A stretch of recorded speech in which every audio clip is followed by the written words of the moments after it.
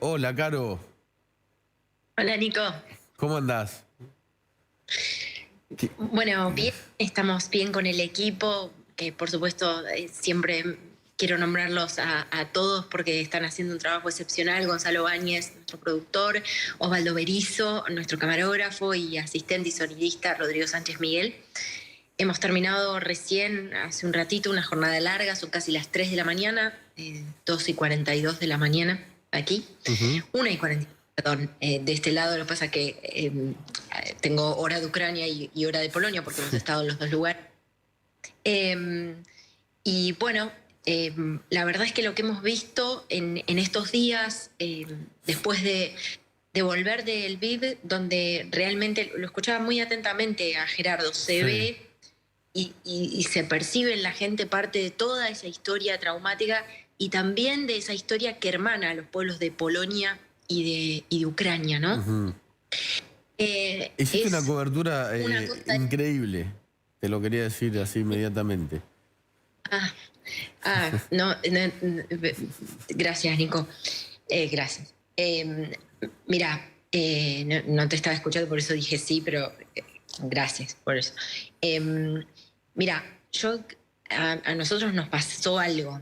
O sea, que apenas cruzamos, por supuesto se te viene un país encima, porque cuando vos cruzás las fronteras de acá de Polonia, está esa caravana, Sí.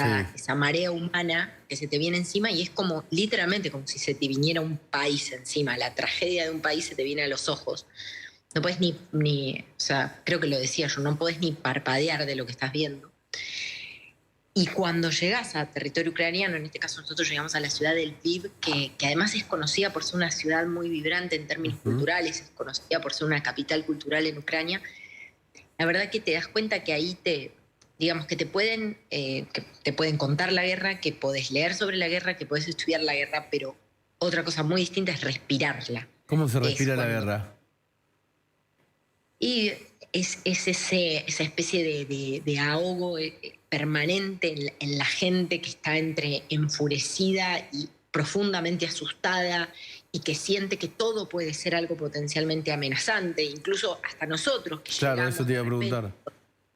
con un equipo periodístico y es sumamente entendible que también haya reparo frente al que llega, que no hable el idioma, que quién es, qué quieren, qué están registrando.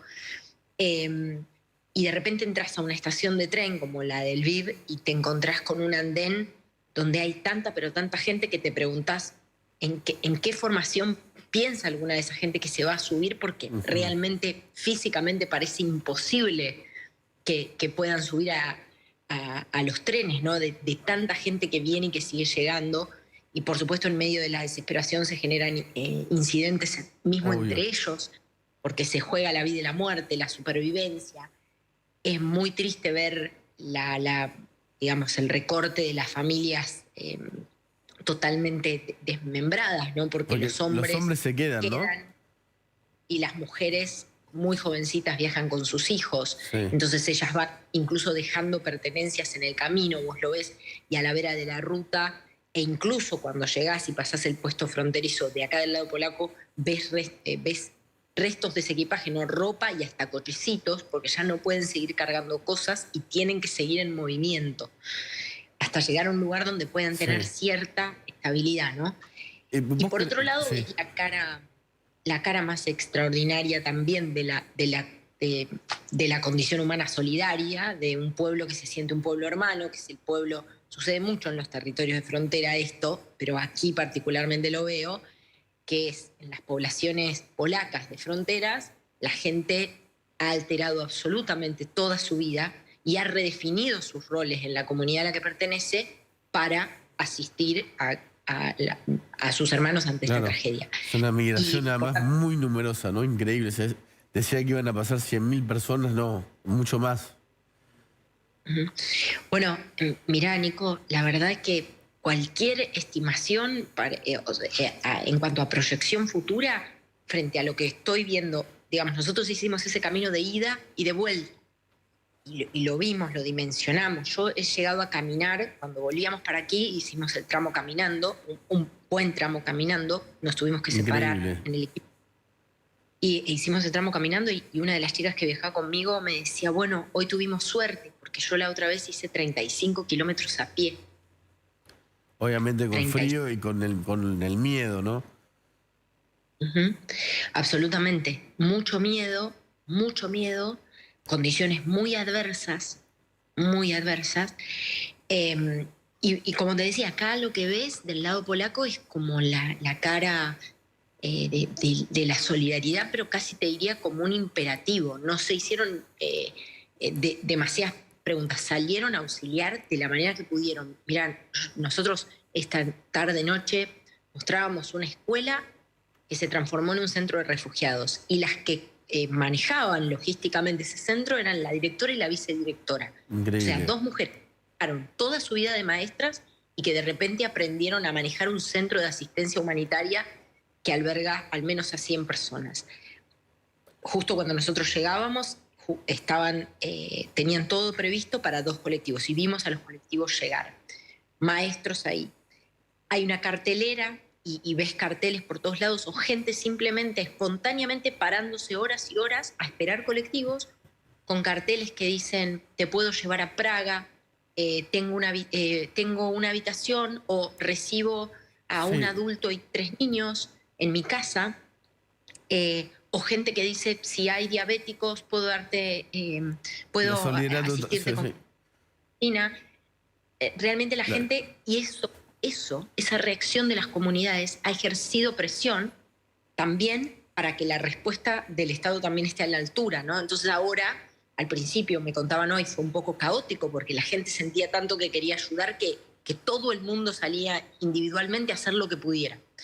Ahora hay más articulación también con el Estado polaco, pero claramente esto es una crisis humanitaria de sí. proporciones, Nico. Está por hablar Biden, ¿no? En su discurso de la Unión.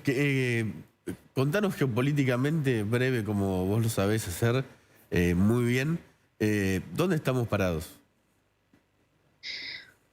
Eh, Mira, Nico, me gustaría poder hacer una lectura interesante, pero la verdad es que a esta altura siento que nadie pensó que podíamos llegar a este Mm, escenario. Mira, yo estos días hablando con quienes eran fuentes nuestras en Kiev, fuentes de consulta, personas que de repente dedicaron toda su vida a la academia y nos mandaban imágenes estando ya en una trinchera. Con lo cual ha sido tan por fuera de toda previsión hablar de un escenario, por ejemplo, en el que Kiev está todas estas últimas noches esperando su noche más oscura porque está sitiada sí. desde hace días, o en el que hay una avanzada con ataques tremendos a una ciudad tan importante como Kharkov, que Ujú. es la segunda ciudad más grande de Ucrania. Parecería ser que Putin juega, como decíamos y analizábamos juntos, a los hechos consumados, ¿no? Sí. A hacer y luego evaluar las consecuencias. Es cierto que las sanciones han sido muy severas y que el costo es alto, Y recién pero empieza también también, ¿no? es cierto, sí, pero también es cierto que no sabemos cuánto tiempo tiene que pasar para que el impacto total y real de las sanciones se sienta. Es cierto también otro aspecto, Nico, y esto te lo digo habiendo estado allí, por supuesto es una percepción mía Ujú. y puede ser limitada por lo que veo aquí, bueno, a veces la perspectiva de los especialistas y es, por Estás en supuesto, terreno. mucho más fundamental. Mío es meramente una percepción. Así como te digo que se respira en Ucrania el miedo, la necesidad de la huida, la devastación de las familias, la incertidumbre por un conflicto para el cual no se avisora un fin próximo, también se respira un sentido muy profundo de orgullo en sus fuerzas de Mm, resistencia. Muy profundo. Hay algo que para mí fue un factor que no sé cuánto tuvieron en cuenta a la hora de planificar este ataque, que es la... Mira, yo hablaba con una mujer y su hija en la puerta de la estación del VIP y les preguntaba, porque las veía paradas, y les ujú. preguntaba si estaban buscando, porque todo el mundo estaba agolpándose. Fue poco antes de que sonaran las sirenas, no sé bueno, días atrás nosotros cubríamos Sí, sí. mientras sonaban las sirenas en la estación del VIP Y esta madre me decía, no, yo vengo a ofrecer mi casa para la gente que no pueda viajar, vengo a ofrecer mi casa, nosotras no nos vamos, porque esta es nuestra tierra, con su hija de 18 años. Les pregunté si tenían miedo y su hija me contesta, no, nosotros no tenemos miedo, son ellos los que tienen que tener miedo. Y la madre La termina con resistencia esta frase. ucraniana acá. Está mirando Milman y escuchando muy atentamente. Ahora vamos a ir con el relato de su familia. Tiene los ojos un poco llorosos. Ah, sí, un poco. Y Dale, Caro.